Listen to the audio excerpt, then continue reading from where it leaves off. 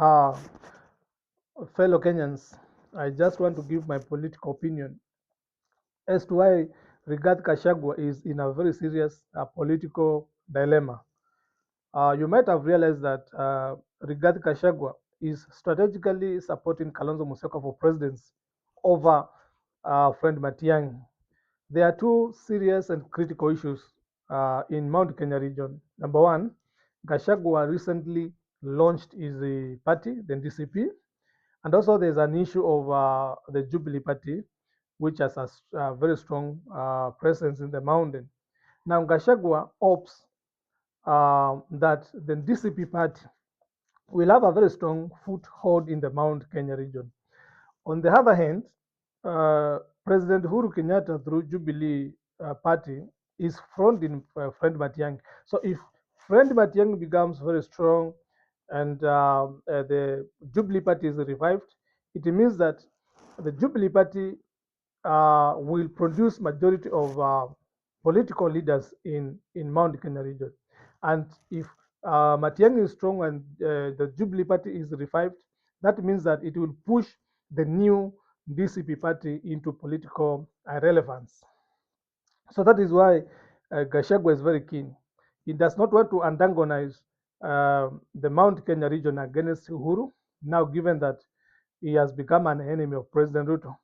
But still, he does not want to allow the Jubilee Party to be rebranded and revived through the candidature of friend Matiang'i. Because once Matiang'i becomes strong and very powerful, being the Jubilee flag bearer, that means that all candidates would also want to come from the presidential candidate. That's the party that is going to produce the next president.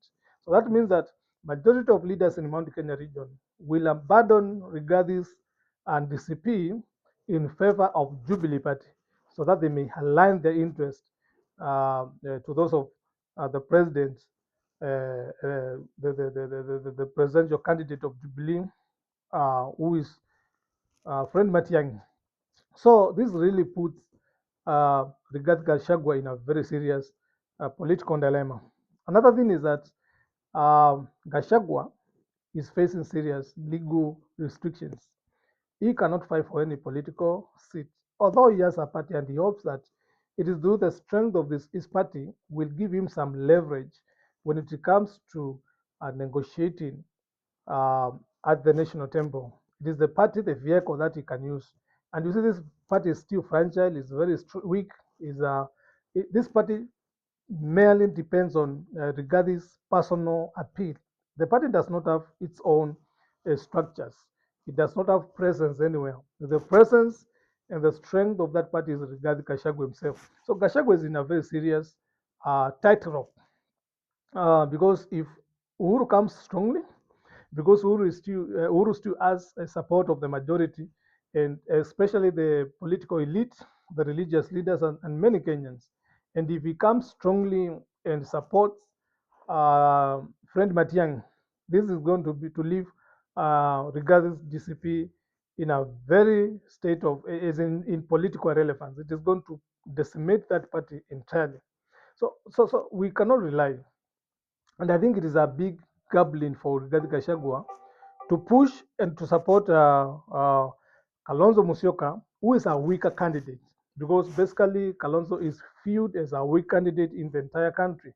He does not have the support. He does not have the national appeal. Matiang'i is a respected statesman. He has respect from professionals, civil servants, and Kenyans who admired his performance during Uhuru Kenyatta's regime. So I think Matiang'i is gambling by fronting Kalonzo Musyoka, who is a very weak candidate, and he's in a very serious trouble. Still, President Ruto has a very strong presence in Mount Kenya region. He still has his representative. He's still consolidating the region. So for me, I would not advise anybody or someone who's politically mature to be in a hurry to embrace Rigathi Gachagua because his political fate hangs on the balance. There are so many challenges which are ahead of him. The party he owns cannot propel him anyway. He cannot run for any political seat. Matiang'i presence in the Mount Kenya region and his name, Matiang'i is a big person. He has a big name in the Mount Kenya region. So let us be very careful that we do not just embrace friend because of out of his bitterness with President Ruto without understanding the dynamics that may come into play, which may destroy Gashagua's new political party. So I think regardless, very serious undos to overcome, which he needs to look at them on a very serious note.